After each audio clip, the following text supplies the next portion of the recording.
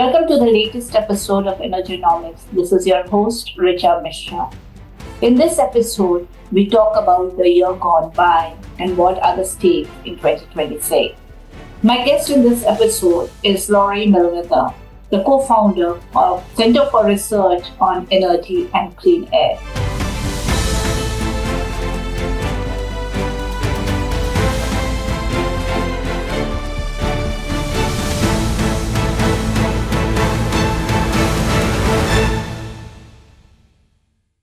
Thank you, Lauri, for sparing this time and joining us in our Energonomics episode. That is the last episode of 2025. In the series, what we try to do is discuss issues and challenges which the sector, the industry is going through. Lauri, you have been or you found yourself in thick of things as far as India is concerned with one term which your report used as called laundromat. So before we start discussing on the findings, the impact, I would like to understand from you as a researcher, as an analyst, what does geopolitics imply for the energy sector overall? Certainly, this decade has been the return of geopolitics. I think the energy sector saw a brief period of where we could imagine that business is business and politics is politics, and you can trade across geopolitical blocks and so on. But that certainly came to a halt, starting with the antics of the first Trump administration, and then especially Russia's invasion of Ukraine, when geopolitics started to drive volumes and prices and investment decisions and everything else in a way that we hadn't seen before that. Right now, the cat and mouse game with Russian oil trying to make its way to the markets in countries that want to support Ukraine in its fight for survival is one clear example of that. And of course, another one is the concerns about the supply chains of different energy technologies and so on, which have continued to intensify.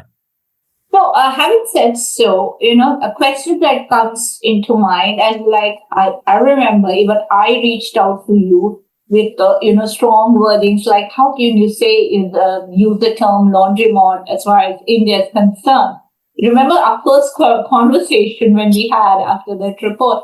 So what? I bring you to the latest statement which came from President Putin, where he said that, who is US or anyone to talk about it? I mean, like, I'm just paraphrasing his statement just to get the gist of it. But they are themselves buying nuclear fuel from me, and they're asking India not to buy. So, in the context of a country like ours, like India, which is majorly dependent on fossil fuel for imported fossil fuel, do you think it was more of a bullying tactics from likes of America that, we can pressurize India, so we will do it? And you found India coming of age? So yeah, for the background, we've been tracking Russia's fossil fuel imports since the start of the full-scale invasion in 2022. And the aim of that work has been to enable those countries that do want to put pressure on Russia to be more effective with their measures and with their sanctions. And so when the EU finally, after a pretty long delay, got over to banning most direct imports of crude oil and refined oil from Russia, then what we saw happening was this rerouting of Russian crude to the refineries in Turkey, in China, in India, and other countries that were then refining it and exporting some of that to the EU market and other markets that had sanctioned or banned the direct imports. And so when we first released our findings about that, we used the word laundromat to describe what was happening. And I will say upfront that was a tone-deaf wording from us.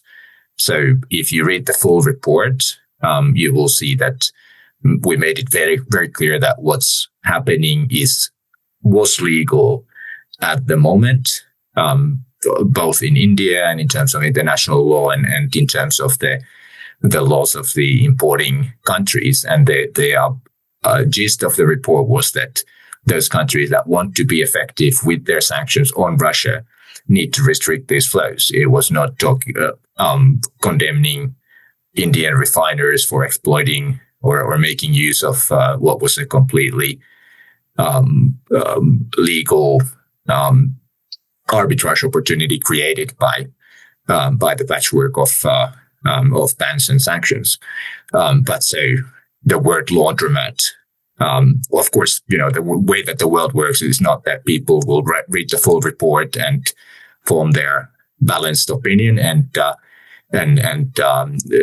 we did not consider how that or realize how that word in the headline would come across in India as being blamed for, of course, other types of laundering. Money laundering is a very serious offense. So that was a very clear communications blunder from us. So this brings me to my next question, and which you're very closely involved with, is also the energy transition process.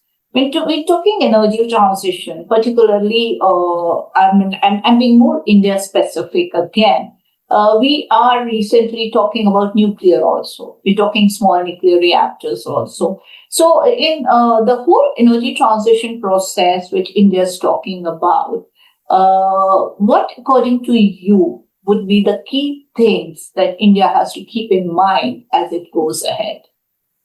Well, first of all, India's made enormous headway, especially in the power sector, in the past couple of years. So this year we'll see the largest addition of clean power generation, driven above all by solar, but including also a small addition of nuclear capacity and so on record. And this is bound to be followed up by even larger additions in the next few years as the country makes its way towards the 500 gigawatt non-fossil power target. And so getting to those levels of clean electricity growth that India is now heading towards is really the first step in starting to a shift to clean energy. Then the next steps there are still big obstacles or big challenges with the power grid to be able to absorb these additions. So thermal power plants need to be operated more flexibly. Some of them need technical changes to be able to do that, but especially they need economic incentives to operate more flexibly, ramp production up and down in response to the changes in the availability of solar and other clean electricity. And then when the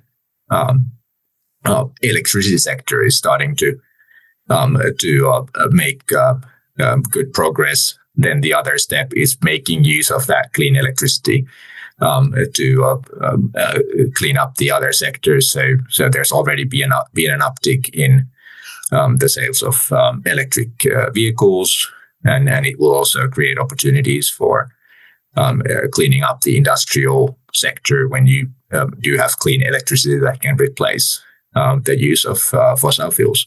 And India being highly dependent on imports for oil and gas, that's of course the big opportunity also for energy security, that you'll be able to use clean electricity to replace the use of oil and gas. when we talk India, we can't do away without talking coal. We have it in Absolutely. abundance. We are using technology now. There's of course a debate that there's nothing called clean coal, and coal will be dirty. But of course, there's other side of it where people are saying that use of technology can work. So, do you see a point where we will completely do away with coal, or our dependence on coal will continue? I think right now, if you look at the range of, or it's much more important to look at the range of scenarios than saying a specific one that coal will make 0.5% or 10% of the energy mix once you do reach carbon neutrality, because that's still a 90 to 99% reduction from current levels, right?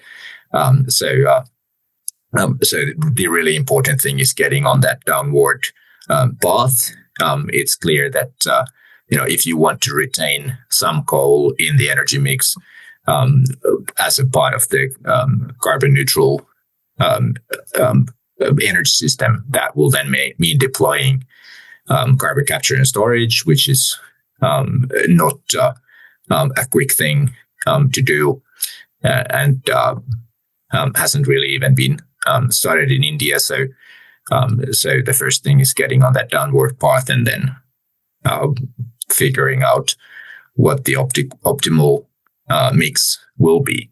The much more imminent question in India about making coal cleaner or less dirty is air pollution. And so there was recently a major step back where the emission standards for sulfur dioxide were dismantled for a lot of the thermal power plant fleet. So that's a very clear opportunity where we have very, very clear evidence from other countries that requiring coal-fired power plant operators to install sulfur dioxide control equipment results in major improvements in air quality across a wide area, and that is still an opportunity for India to make coal cleaner in the short term. And if you can't manage to do that, which is much, much easier and less costly than capturing the carbon dioxide, then talking about carbon capture sounds like science fiction. Just to sum up for us, Lauri, 2026, what, not only in India, but globally also, what will be the challenges to watch out for in the energy space? I think, well, the big opportunities are the big pipeline of clean energy that India has managed to build, and the precipitous drop in the cost of especially solar and battery electric storage, which has now become a commercially viable way to integrate more solar, especially into the power grid, much faster than anyone imagined. And of course, the drop in the cost of batteries also means that electric vehicles become attractive to consumers much sooner than anyone really predicted a few years ago. In terms of challenges, of course, the cat and mouse game that we referred to on oil continues. So the EU's ban on importing refined oil products from produced from Russian crude oil enters into force in January. The U.S. sanctions on some of the Russian oil majors have just entered into force in November, and December has still seen cargoes arriving in India that were loaded before those sanctions took effect, and so on.